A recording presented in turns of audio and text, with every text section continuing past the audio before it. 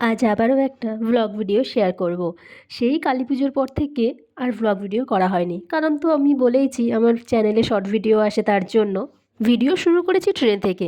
ঘর থেকে আর ভিডিও শুরু করার সময় হয়নি, কারণ ঠান্ডার সময় ঘুম থেকে ওঠাটা বিশাল কষ্টকর ব্যাপার। তাড়াহুড়ো করে রেডি হওয়া, তারপরে আবার ট্রেন ধরা, ওরে বাপরে, সে বিশাল বড় একটা কষ্টের ব্যাপার। তো যাই হোক, শিয়ালদা স্টেশনে পৌঁছে গিয়েছি। তো যাচ্ছি কোথায়? আমার জন্মস্থান যেখানে, মানে সুন্দরবন, উত্তর চব্বিশ পরগনা, সেখানেই আমার জন্মস্থান। তো স্টেশনে নেমে আবার ক্যানিং যাওয়ার জন্য ট্রেনে চেপে পড়লাম। ট্রেন ছেড়েও দিয়েছে। শহরের কোলাহল থেকে বেরিয়ে যাচ্ছি গ্রামের বাড়ির উদ্দেশ্যে।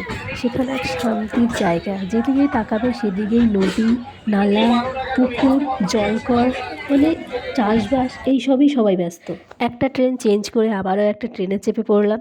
আর ভালো লাগছে না, শুধু এদিক ওদিকে তাকাচ্ছি, জানলার দিকে তাকাচ্ছি, মনে হচ্ছে কখন ট্রেনটা যাবে, কখন নামবো, কখন তার ডেস্টিনেশনে আমাদের পৌঁছে দেবে। তো যাই হোক, আমরা ক্যানিংও পৌঁছে গিয়েছি। তারপরে হচ্ছে এবার যুদ্ধ শুরু, কারণ ক্যানিং যাওয়ার পর সেখান থেকে আবার অটো না হলে বাস ধরতে হয় ধামাখালি যাওয়ার উদ্দেশ্যে। প্রায় ৪৫ মিনিট লাগে। এখনও কিন্তু শেষ নয়, এখনও অনেক পথ বাকি আছে। তো ওই যে পাশে দেখা যাচ্ছে, এগুলো নদী নয় কিন্তু, এগুলো হচ্ছে জলকর। এসেছি পুরো নদী এলাকায়, বাস ট্রেন সব পার করে। ওহ বাপরে, পুরো নদী। তো দেখতে দেখতে ধামাখালি নেমে গিয়েছি। এবার হচ্ছে নদী বেরোতে হবে আমাদেরকে, মানে খেয়া ঘাটে গিয়ে ওপারে যেতে হবে। এখানে 3টে ঘাট আছে, একটা হচ্ছে সন্দেশখালি, একটা ভাঙা তুষখালি, আর একটা হচ্ছে তুষখালি, মানে বড় তুষখালি। সেখানেই আমরা নামব। খেয়া পার হয়ে গিয়েছি। এবার হচ্ছে ইঞ্জিন ভ্যান কিংবা টোটোতে চাপার পালা। এদিকে কিন্তু আর কিছু চলে না এই দুটো ছাড়া। আর সব প্রত্যেকটা ঘরে ঘরে বাইক বা স্কুটি রয়েছে। তো মাসির বাড়ি পৌঁছে গিয়েছিলাম। হ্যাঁ, এখানে আমার মাসিরও বাড়ি, আমার পিসিরও বাড়ি, আমার নিজেরও জন্মস্থান। আমার মাসির বাড়ি বাজারের ওপরেই। তো এখানে 1 সপ্তাহ ধরে কীর্তন হচ্ছিল। আজকে আমরা শেষ দিনে গিয়েছিলাম, আর এখানে কৃষ্ণের ছোটোবেলার দৃশ্য তুলে ধরা হয়েছে। কৃষ্ণ মানে গোপিনীদের বাড়ি থেকে মাখন চুরি করে নিয়ে পালিয়ে এসেছে, আর মা যশোদার কাছে সব গোপিনীরা এসেছে নালিশ জানাতে। এখন গোপিনীরা কৃষ্ণকে খুঁজতে এসেছে। এরকম অনেক সুন্দর সুন্দর দৃশ্য তুলে ধরা হয়েছিল কৃষ্ণের বাল্যকালের নিয়ে। তো এবারে একটু মেলা ঘুরে নিলাম, অনেক বড় মেলা বসেছিল। আমি আছি এখন মাসির বাড়িতে। এটা হচ্ছে দোকান মাসিদের, আর এই যে ঠিক পাশেই হচ্ছে নদী। ওই যে একটা নৌকা দাঁড়িয়ে আছে, নৌকাতে মাল এসছে হয়তো বাইরে থেকে। আর ওই যে নদীর পাশ থেকে যে রাস্তাটা, ওটা আমাদের বাড়িতে যেতে হয়। যখন যাব আমাদের বাড়ি তখন দেখাবো। ওই যে বললাম, এদিকে যেখানেই তাকাবে সেদিকেই জঙ্গল আর নদী, পুকুর, ঘাট, চাষের জমি, এইসব। তো এখন যাচ্ছি একটু আমতলী বাজার। আমি আর বৌদি রাস্তায় যেতে যেতে একটু একটু গল্প করছিলাম যে এই দিকগুলোকে কী বলে। কোথাও ভেরি বলে, কোথাও আবার জলকর বলে। আমাদের ওইদিকে তো জলকর বলে, তোমাদের ওইদিকে কী বলে অবশ্যই জানাবে। আর বাজারের পাশেই ঠিক নদী। ওই যে আস্তে আস্তে দেখালাম, মাটির রাস্তা, একদিকে জঙ্গল, একদিকে জলকর। আর এই যে নদীটা, মানে এখন ভাটার সময়, তাই কিন্তু নদীতে একটুও জল নেই। এই রাস্তাটা হচ্ছে মানে আমাদের বাড়ি যাওয়ার। এদিকেও দেখো দুদিকে জঙ্গল, আমার বাঁ পাশে রয়েছে নদী, আর ডান পাশে রয়েছে জনবসতি। এই যে রাস্তাগুলো, এগুলো কিন্তু পাকা রাস্তা ছিল না, তখন মাটির রাস্তা ছিল। তো এখন ধীরে ধীরে সবই উন্নত হচ্ছে, কারেন্ট এসেছে, পাকা রাস্তা হয়েছে, জলের ব্যবস্থা হয়েছে, সবই কিন্তু হয়েছে। গ্রামও কিন্তু ধীরে ধীরে উন্নতির দিকেই এগোচ্ছে। আমি 4 বছর আগে যেগুলো দেখে গিয়েছি, 4 বছর পর এসে দেখি সেই সমস্ত জিনিস সব চেঞ্জ হয়ে গিয়েছে। মানুষের বাড়ি, তারপর আরও অনেক অনেক জিনিস। তো যাই হোক, কথা বলতে বলতে আমাদের বাড়ির রাস্তাতেও চলে এসেছি।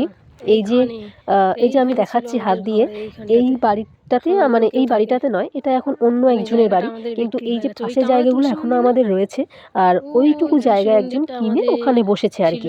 তো এখন ওখানে থাকে বলতে আমার জেঠুরা থাকে, তো আমরা গেলে সেখানেই যাই।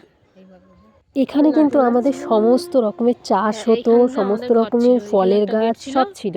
নারকেল গাছ, কুল গাছ, তারপরে বাতাবি লেবু গাছ, কী না ছিল না, আনারস, মানে এগুলো কিন্তু আমার সব মানে বাবার কাছ থেকে, মায়ের কাছ থেকে, দিদিদের কাছ থেকে শোনা কথা, আমি নিজে চোখে দেখিনি। ওই যে অনেক ছোটোতে আমি চলে এসেছিলাম। তারপরে ধানের জমি, মানে ওখানে সমস্তটাই ছিল আমাদের। আর এই সময়টায় এখন সবজি চাষের থেকেও মানে ধান চাষটা এখন বেশি হয়। ওই যে যেদিকেই তাকাবে শুধু রাস্তা মাঝে, আর সব দিকেই ধান। এখন সবাই ধান কাটার সময়, এই ধান উঠে গেলে আবার গরমের যে ধান সবাই তুলবে তার বীজ পাতা বোনা শুরু হবে আর কি।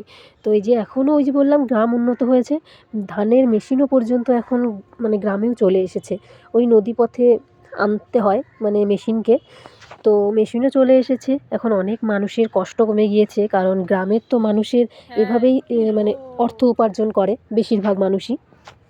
তো এই যে ধান তোলা হচ্ছে, এই ধান কিন্তু একটা সুবিধা, মাঠেই শুকাতে দেবে, আবার মাঠের থেকেই ব্যাপারী এসে ধান নিয়ে চলে যাবে। তো তার ফলে কি হয়েছে, মানুষের এখন অনেক কষ্ট কমে গেছে, ধান সিদ্ধ করতে হয় না, তো সেখান থেকে আবার চালের একটা ব্যাপার থাকে, সেসব আর করতে হয় না।